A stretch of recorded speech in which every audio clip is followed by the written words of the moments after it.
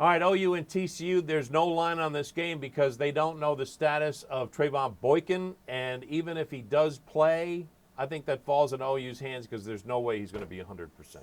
Yeah, I think they're in real trouble here, and that goes for Josh Doxson, their star wide receiver as well, who did play last week, but I think he might have only caught 1 or 2 passes against Kansas.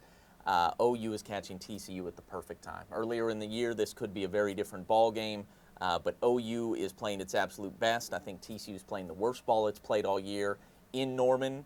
With so much to play for OU, it just seems like that's going to be a toxic mix for TCU.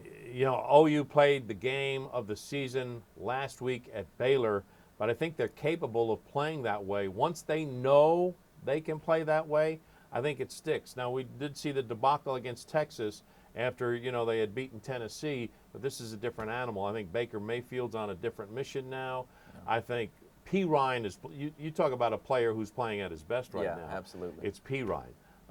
And Shepard is back into the flow again. And, you know, we talked about before the Baylor game how OU didn't have Mayfield, they didn't have Mixon, and they didn't have Shepard a year ago for much of the season or all of the season.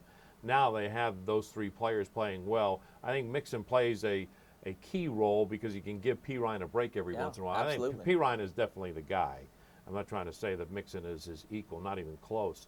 But I think it's a good, he can step in, or they can, when they play together, you know, they're in the same backfield, I think it's effective. So I think you're right. OU's playing on all cylinders right now. They found an identity on defense finally.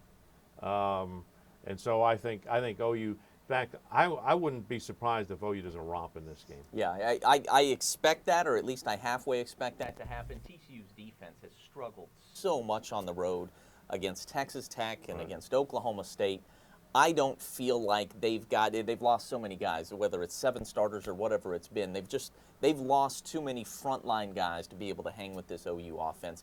OU would really have to shoot itself in the foot over and over, I think, to lose this one. All right, so we anticipate a setup of Bedlam being OSU 11-0, OU being 10-1. The 2 teams would be a combined 21-1 going into Bedlam if that were the case. Yeah, best ever.